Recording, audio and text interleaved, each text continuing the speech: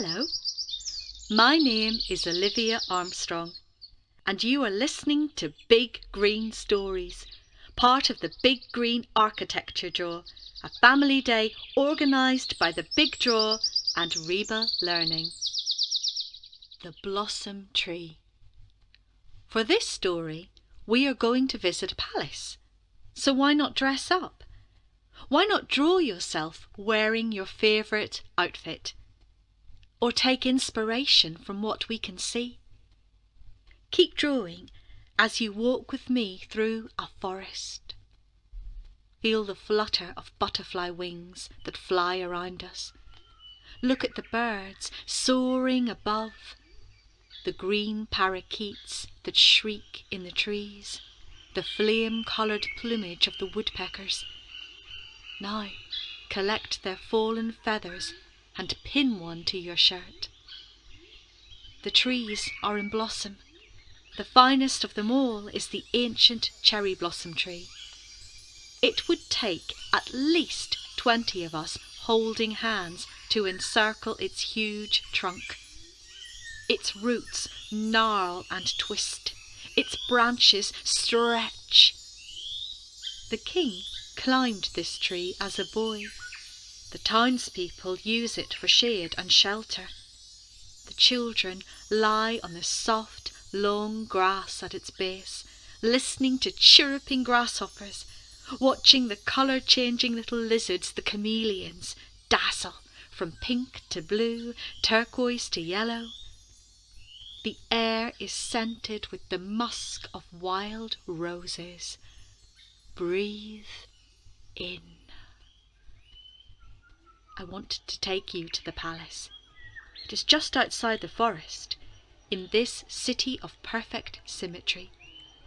Perhaps you would like to sketch it as we pass through, by gleaming turrets and towers, down along the winding streets that spread out like sun rays, past the marketplace where women unroll bolts of bright cloth, silks and satins, hand-woven brocade, and billow them up against the brilliant blue sky, and lay them flat upon the stalls like the fanned tails of peacocks. The peacocks strut alongside us, past stalls of henna and spice, saffron and sandalwood. But hurry, we have an appointment with the king.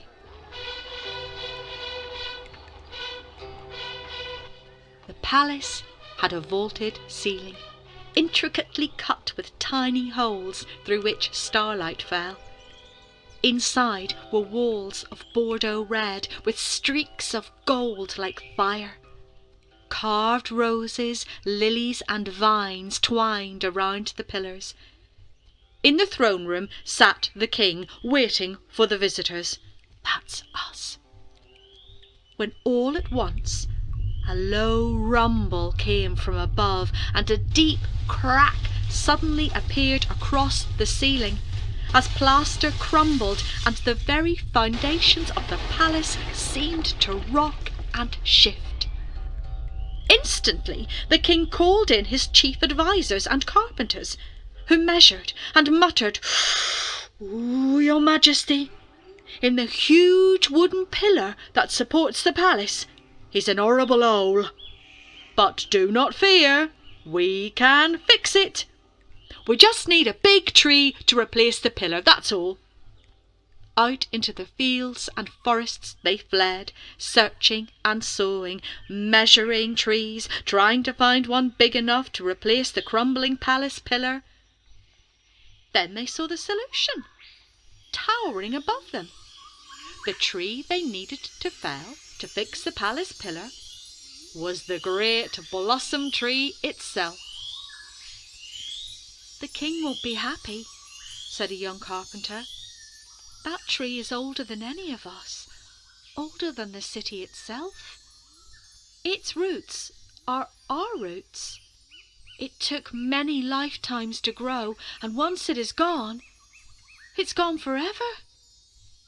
But his mate said, "It's only a tree. Surely the palace itself is more important. It represents the greatness of the king, progress, power.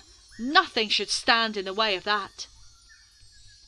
The carpenters rushed to the palace and reported back to the king, who now had a decision to make. Allow the tree to be felled, or let the palace collapse. Well, I'm a great king. I need a palace befitting my status and the progress of my city. But the tree must be chopped down. There is no other solution. The evening breeze heard these words and whispered them to the night birds. The birds told sky, who told the moon, who shone it down upon the whole world and spread the message. The king had spoken. The blossom tree would fall. There was nothing to be done. But the long grass that covered the tree's roots, that caught the falling cherry blossom and the golden leaves, that shared the same monsoon rains and bright sunlight as the blossom tree, would not give up. Morning came. The sun wrapped itself in clouds, and so the mist-shrouded city was dark, as though the whole world was holding its breath. All who slept tossed and turned in troubled dreams, and the birds did not sing. The carpenter stood by with heavy heart. The axemen made their way towards the forest where the blossom tree awaited its fate, and felt for the place to chop. But one exclaimed, "This tree is rotten! Feel how soft the trunk is. This will never support the palace. Rotten overnight? Impossible. It was fine yesterday, but sure enough, it felt soft, almost slimy, right the way around the great trunk. There's no point chopping this down now. It would never support the palace. But what are we going to do? We can't let the palace crumble to dust." It was the young carpenter who had the idea, who told the axeman to chop down 3 smaller trees, younger trees, but still sturdy enough, and then he bound them together to make one strong pillar. It was the perfect solution. The palace pillar was replaced. The birds sang, the sun rose, the sleepers awoke, and a corner of the forest was planted with more new trees.